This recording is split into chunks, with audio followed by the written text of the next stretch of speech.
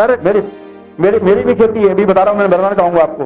और अभी तक आप ये बताओ है प्राकृतिक वो तुम्हारे को अलग से बता दूंगा। प्राकृतिक है, प्राकृतिक है या प्राकृतिक है, माननीय अध्यक्ष जी, जैविक है? माननीय अध्यक्ष जी, बताइए। अब अगर कोई बीज आप बोएंगे, मैंने कहा योजना अभी 2024-25 में शुरू हुई है। चलिए अभी बराबर करिए। प्राकृतिक बताइए आप, प्राकृतिक तो आपके बता तो दिया क्या बता? आप प्राकृतिक बताइए। हाँ। प्राकृतिक है क्या, ऑर्गेनिक जैविक है कि प्राकृतिक? मान्य अध्यक्ष जी, अब तो अध्यक्ष जी ने मान्य अध्यक्ष जी, प्राकृतिक माननीय अध्यक्ष जी, माननीय अध्यक्ष जी, बड़े शहरों में कुछ मेलों, फूड फेस्टिवल आदि में प्राकृतिक खेती से उत्पाद के स्टॉल लगाए जाएंगे। माननीय मंत्री जी। माननीय अध्यक्ष जी, आपके माध्यम से मैं माननीय सचिव को बताना चाहता हूं कि पूर्व में हो गया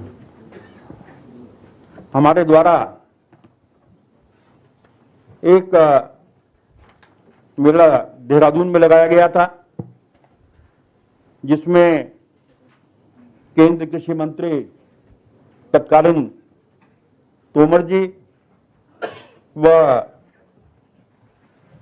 गुजरात के महान राज्यपाल भी, क्योंकि प्राकृतिक खेती में वो लगातार काम कर रहे हैं, उनका मार्गदर्शन मुझसे मिला।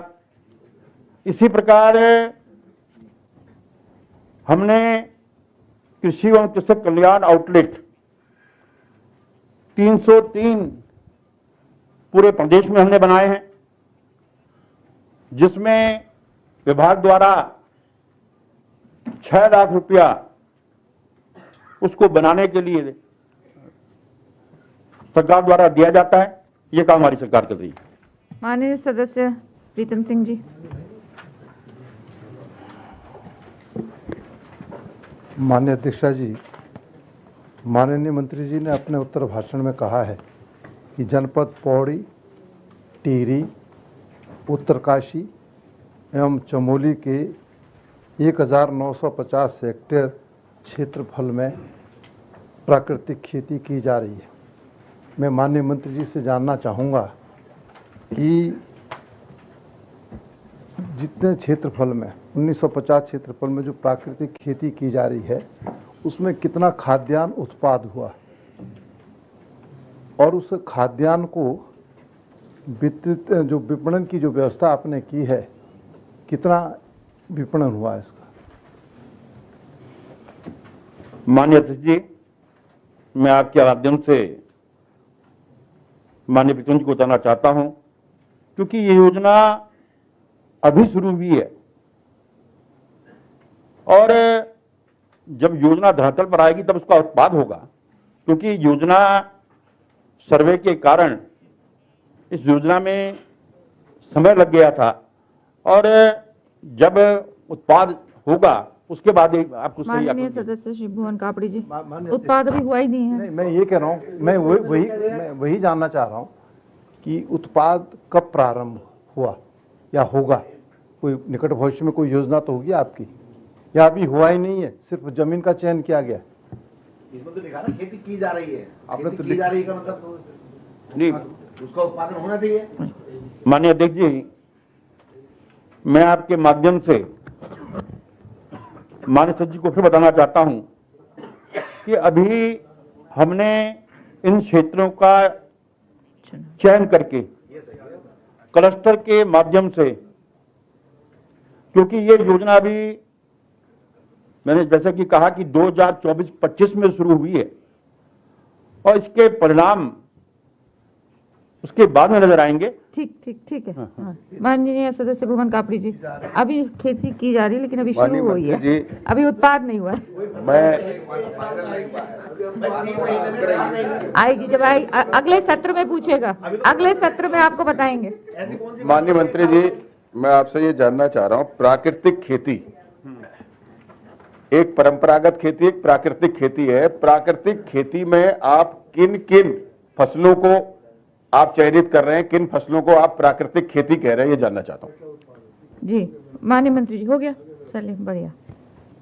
माननीय अध्यक्ष जी, मैं आपके माध्यम से माननीय सचिव को बताना चाहता हूं जो हमारी परंपरागत फसलें हैं, गेहूं है, धान है, गेहूं तो बो दिया गेहूं तो कट गया वो तो तैयार हो गया।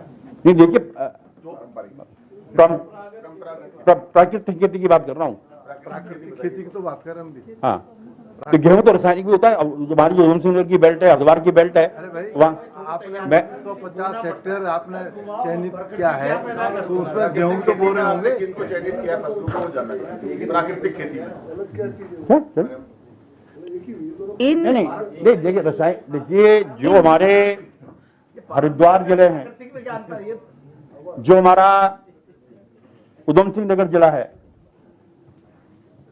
देहरादून का भी उसमें कुछ क्षेत्र है, उसमें हम उर्वरक इस प्रकार का इस्तेमाल करते हैं।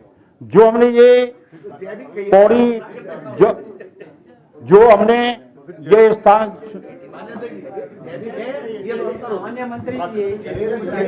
माननीय मंत्री जी, ये तो जैविक खेती है और ऑर्गेनिक खेती।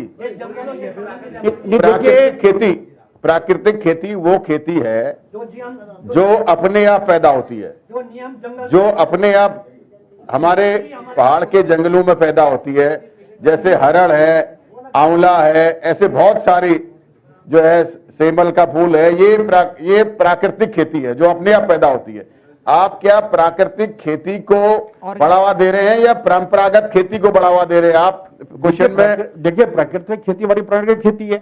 जहां तक आप जैविक खेती की बात कर रहे हैं, मैं प्राकृतिक खेती में आपने किन फसलों को रखा है जानना चाह रहा हूं। आप जैविक और प्राकृतिक को एक कर रहे हैं, जबकि जैविक खेती में हम बाहरी जैव डालते हैं, प्राकृतिक खेती में हम कोई इस प्रकार का उसमें कोई भी जैसे ये जैविक देखिए, कंफ्यूजन है, कंफ्यूजन।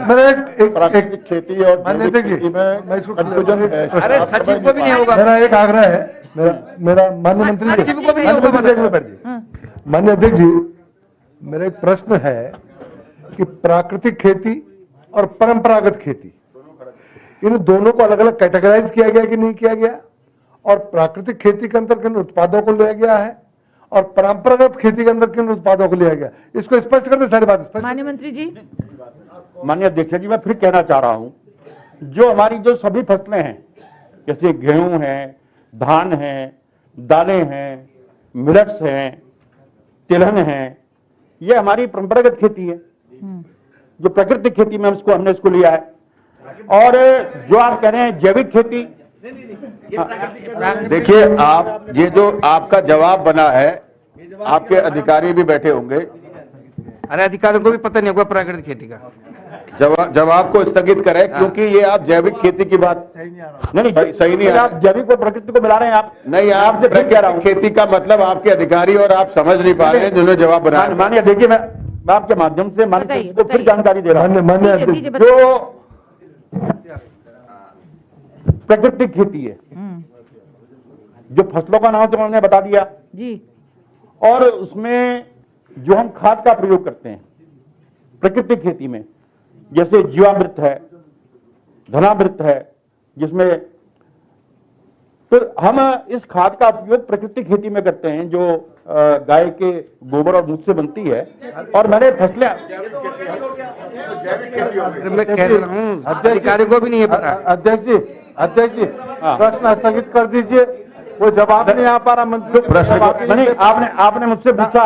अरे जो मैंने पूछा, माननीय मंत्री जी, ये उत्तराखंड के परिप्रेक्ष्य में इसके मीनिंग ही बदल गए। मैं जितना समझ पाता हूँ परंपरागत।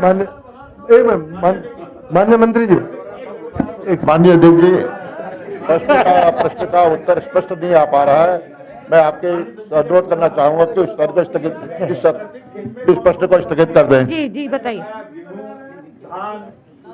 ये तो परंपरागत।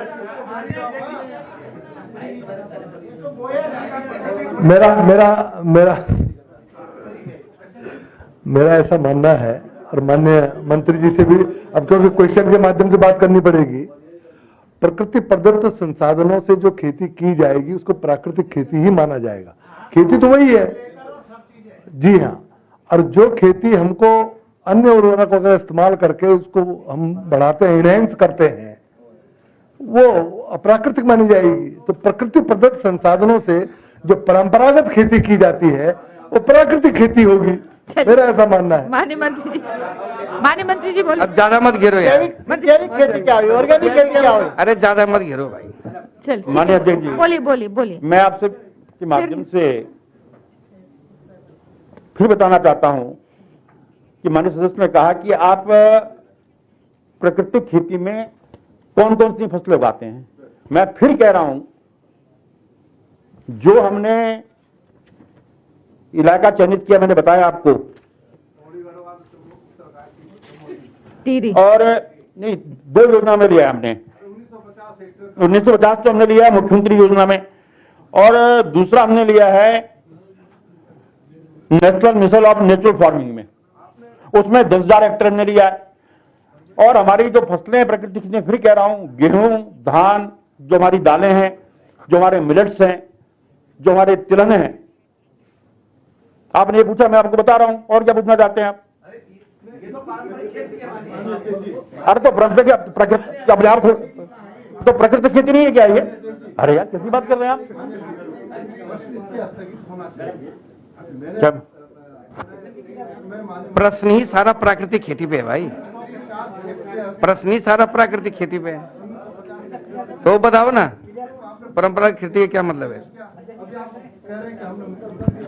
क्या नाम है, खेती में चयनित किया। अरे मंत्री जी ये स्पष्ट तो करें कि प्राकृतिक खेती, मुख्यमंत्री की खेती, अरे खेती कौन कौन सी है तो बताए ना।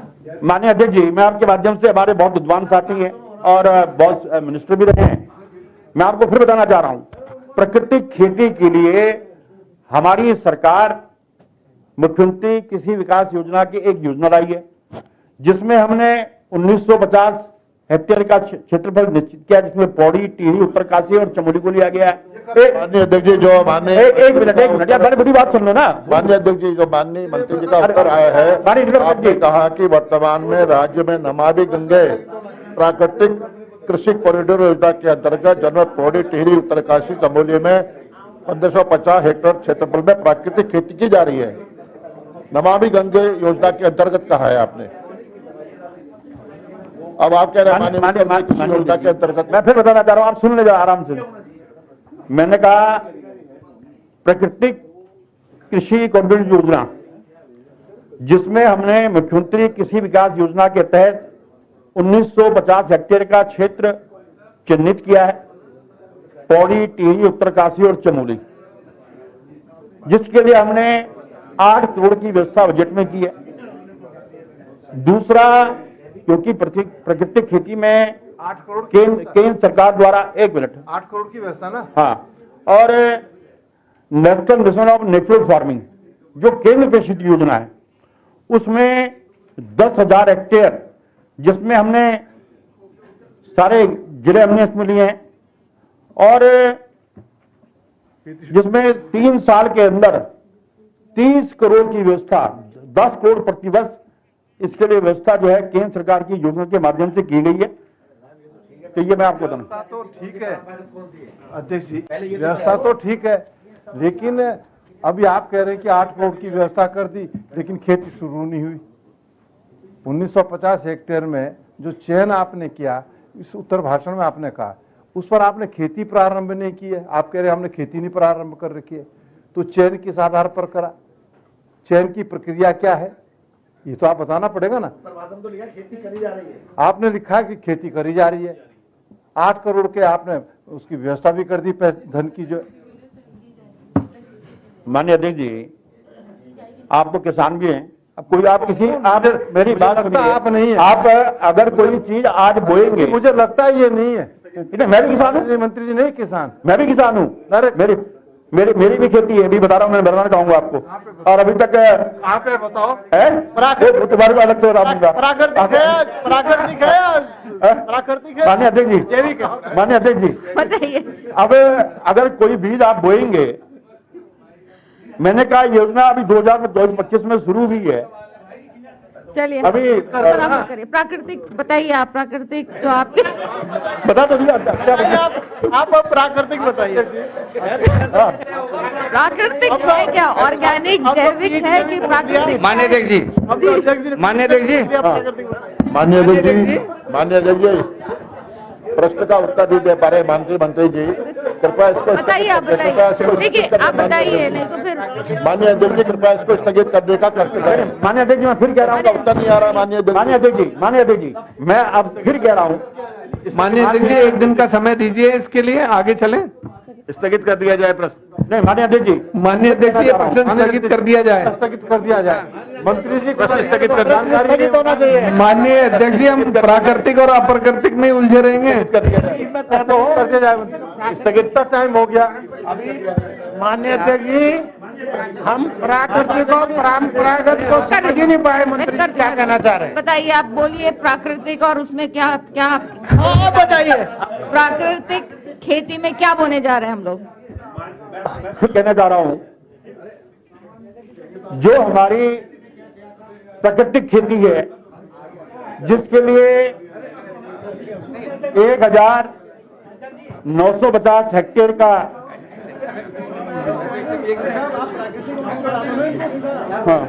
मैं माननीय अध्यक्ष जी, मेरा एक आग्रह है क्योंकि पूरा सदन इसमें उलझ गया है। मेरा निवेदन है कि उत्तराखंड के अंदर कितने प्रकार की खेती हो रही है पहले तो डिफाइन करें, और उस खेती में क्या क्या अलग अलग कैटेगराइज करके उत्पाद दिए जा रहे हैं और किन किन योजनाओं में हो रही है, ये अलग अलग कैटेगराइज करके बता दें, सारी समस्या खत्म हो जाएगी। बोलिए बोलिए। माननीय अध्यक्ष जी, मैं आपके माध्यम से माननीय सदस्य को बताना चाहूंगा कि हमारे माननीय बाई अध्यक्ष डिफॉल्ट जो है हम जी, माननीय मंत्री जी को माननीय अधिकारी भी गुमराह कर रहे हैं माननीय अध्यक्ष जी, और मेरा मानना है कि प्रश्न का सही उत्तर नहीं दे पा रहे हैं माननीय मंत्री जी। मैं कह रहा हूँ देखिए, जैसे माननीय अध्यक्ष जी तो आपने जानकारी चाहिए, स्थगित कर दिया जाए माननीय अध्यक्ष जी, स्थगित होना चाहिए माननीय अध्यक्ष, स्थगित कर दीजिए। स्थगित माननीय अध्यक्ष जी एक मिनट बात सुन लीजिए। माननीय आज हमारा रुद्रप्रयाग जिला, अरे रुद्रप्रयाग कहाँ से आ गया माननीय अध्यक्ष जी? आपने पूछा ना कौन कौन सी जगह कहाँ खेती हो रही है, बाहर टोटल जैविक। माननीय अध्यक्ष जी, मान्य अध्यक्ष जी, फर्क नहीं माननीय अध्यक्ष जी पहले सुनो तो आप सुनो, पूरा रुद्रप्रयाग भी यही है। अध्यक्ष जी, अच्छा सुनिए, बोलिए। माननीय अध्यक्ष जी क्लियर करना चाहो। माननीय अध्यक्ष जी, खेती और केमिकल खेती किन प्रकार की खेती होती है, आप क्या पूछना चाह रहे हैं? आप प्राकृतिक खेती में कौन कौन से हैं? जैविक खेती के बारे में हमारा एक जिला टोटल स्थगित कर दिया जाए। आज माननीय अध्यक्ष जी, मैं आपको समझना चाहूंगा, आपने पूछा कि प्रदेश में कितने प्रकार की खेती हो रही है।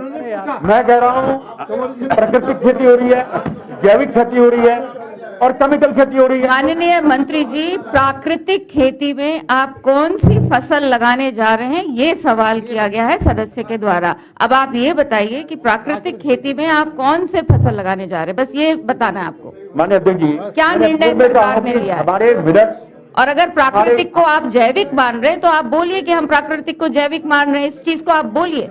नहीं देखिए आज अध्यक्ष जी, माननीय अध्यक्ष जी, स्थगित कर दीजिए।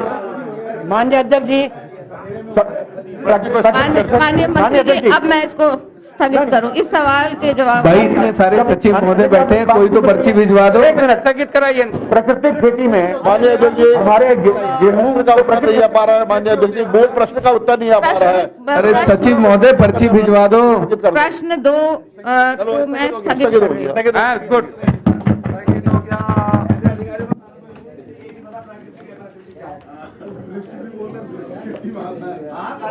प्रश्न संख्या 4, माननीय सदस्य श्री ब्रिजभूषण गैरोला जी। प्रश्न संख्या 4 माननीय मंत्री जी, पढ़ा हुआ मान लिया जाए। प्रश्न कीजिए। माननीय अध्यक्ष जी, ये मैं आपके माध्यम से अपने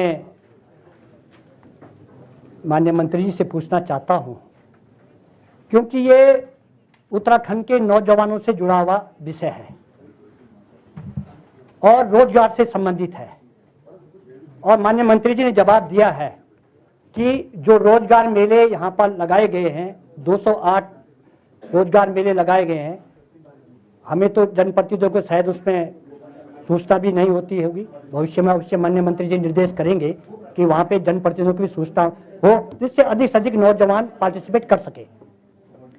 माननीय मंत्री जी से मैं पूछना चाहता हूँ कि ये जो रोजगार मेले लगाए गए हैं, किन किन स्थानों में लगाए गए हैं, और रोजगार मेले में कितनी कंपनी और उद्योगों ने पार्टिसिपेट किया है। माननीय मंत्री जी। माननीय अध्यक्ष जी, मैं आपके माध्यम से माननीय सदस्य जी को बताना चाहूँगा कि 2023-24 में हमने 152 मेले लगाए, जिसकी रोजगार मेलों में चिन्हित अभ्यर्थियों की संख्या लगभग 2200 थी। और 2024-25 में अभी तक हम 56 मेले लगा चुके हैं, जिसमें अभ्यर्थी जो चिन्हित हुए वो 885 थे। टोटल में 208 मेले में 3085 बच्चों का चिन्हित हुआ है। माननीय सदस्य जी ने मुझसे ये पूछा है कि कहाँ कहाँ पर मेले लगे हैं, तो अगर हम जिलेवार बताएं माननीय अध्यक्ष जी, तो देहरादून में चक्राता में 1 मेला लगा है, देहरादून कैंट में 2 मेले लगे हैं, हमारे हरिद्वार डिस्ट्रिक्ट में 14 मेले लगे हैं, हमारे पौड़ी में प्रपोज्ड है मार्च में, और रुद्रप्रयाग में प्रपोज्ड है मार्च में मैम, टेहरी में हमारे देवप्रयाग में 2, नरेंद्र नगर में 1, प्रताप नगर में 1, टेहरी में 4, धनौल्टी में 1, उत्तरकाशी में घनसाली में 1, गंगोत्री में 3, यमुनोत्री में 2, पुरोला में 2, अल्मोड़ा में 4, और हमारे रानीखेत में 1, बागेश्वर में 1, चंपावत में 4 मेले, लोहाघाट में 5 मेले, नैनीताल में 1, भीमताल में 1, कालाडूंगी में 1, पिथौरागढ़ में हमारे अभी मार्च में प्रपोज्ड हैं मेले, और हमारे उधम सिंह नगर में, काशीपुर में 1, रुद्रपुर में 3 मेले अभी तक हम लगा चुके हैं, जो 56 की टोटल संख्या है।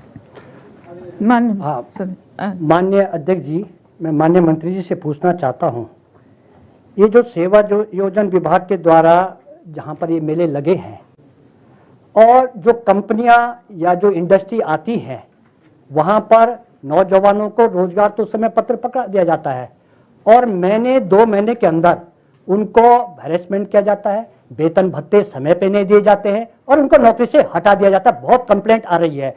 क्या सेवा योजन विभाग के द्वारा ऐसी कोई मॉनिटरिंग की जा रही है कि उन पे अंकुश लगाने के लिए कि अपडेट लिया जा रहा है कि वो जो नौजवान हटाए गए हैं उनको क्यों रोजगार से हटाया जा रहा है? माननीय मंत्री जी। अध्यक्ष जी, एक सवाल जो माननीय सदस्य जी ने आपसे पहले किया था, सॉरी मैं उसका जवाब नहीं दे पाया। उन्होंने कहा किन किन कंपनियों ने उसमें प्रतिभाग किया।